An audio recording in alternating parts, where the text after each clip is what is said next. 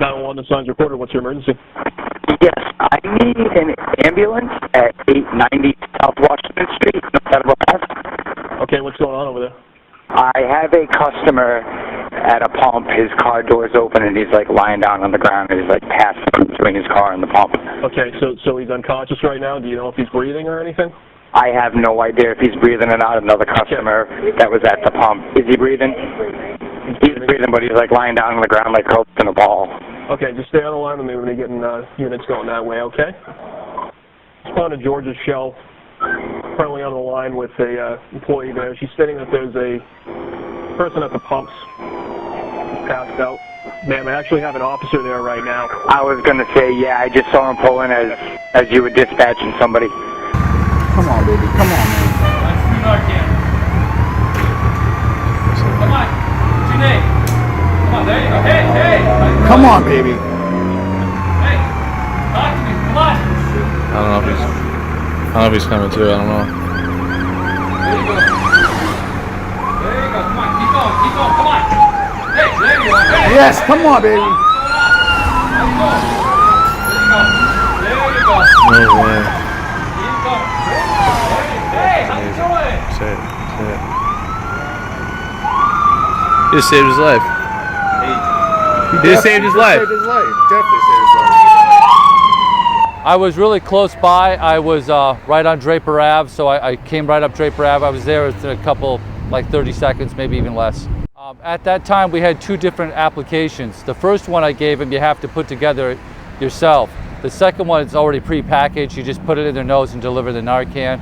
As far as what I was thinking, I know it may sound cliche, but your training just kind of takes over. Officer Ed Zimmer got there real quick too and helped out. And it just, your training takes in and it's like, it's just over, like the incident's over. Then you're kind of like, then you start thinking about everything. You know, I was rubbing his sternum, his chest to try to get him stimulated, just some response. He was breathing, he had a pulse when I got there.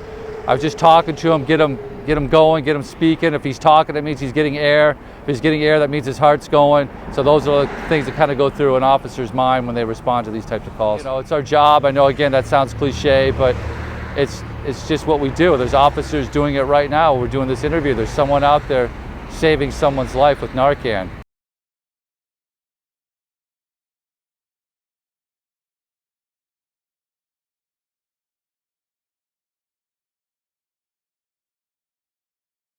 Well, there's a lot of low points, I would say. There's a lot of low points. You know, I got in trouble, you know, in school a little bit for it. You know, I ended up, you know, losing my career in the Marine Corps because of it. I ended up getting stabbed in the heart and ended up in an ICU because of it. I ended up incarcerated because of it. I ended up living on the streets for a little while because of it. I just got sick and tired of being sick and tired. The stuff that I did to hurt my family, I mean, I did terrible things. You know, I remember,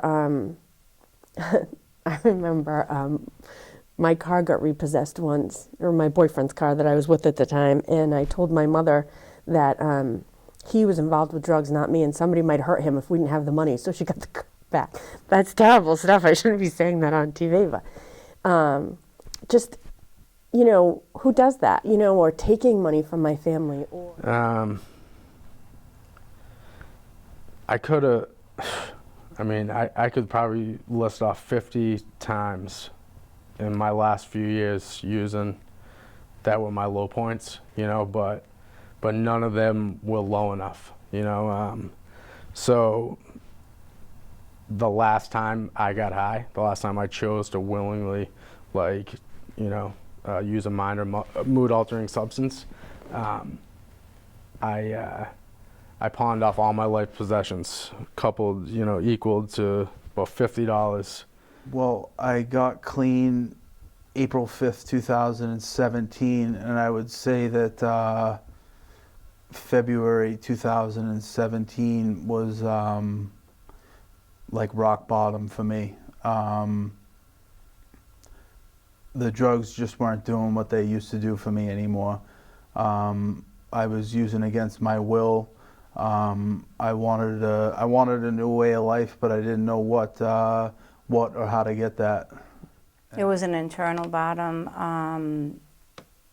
I had been using really hard for like the year after my mom passed, and actually today's my mother's 16th anniversary of her death.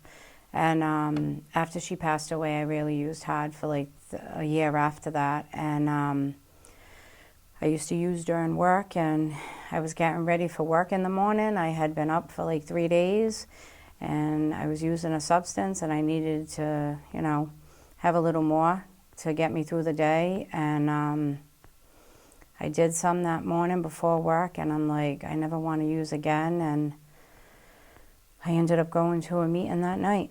My personal low point was December 15, 2008. It wasn't getting arrested or rehab or being sectioned or, you know, all the, what most people would think would be a jackpot or a low point. It was emotional.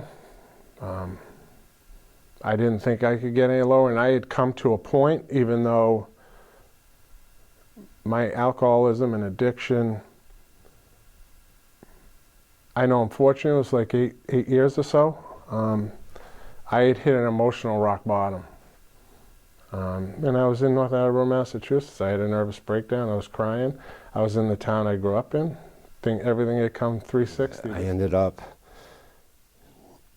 finally, the big one, I guess you could say, is I ended up getting divorced from the one woman I ever fell in love with in my entire life. And that was the biggest one. That was the one that hurt the most. That was the one that sent me on the most direct path to like the end. I guess that's one way to do it. I would say that's it. I just thought, you know what? There has to be something better. It has to be better than this. I was exhausted. I was absolutely exhausted. I was trying to fool work. I wasn't going to work. I couldn't go to my job. And so I just kept taking time out, and they kept calling me in, and my family was pushing me away, and I had just run out of money, and I don't even remember, to be honest with you. I remember the terrible, terrible feelings, but I don't remember the clarifying moment.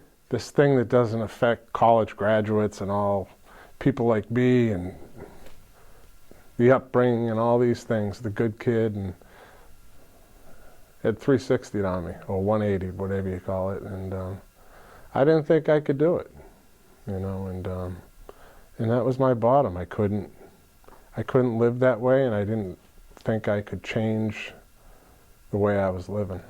I lived in a duplex on this like split family with my grandmother, and you know, I got high, and the next thing I remember was being woke up by EMTs. You know, flashlights on my face, you know, asking what my social security number was, and like, and I just remember standing up, and my entire family was there. My grandmother, my aunt and uncle, and like, they were all crying, and like, I just remember being so angry.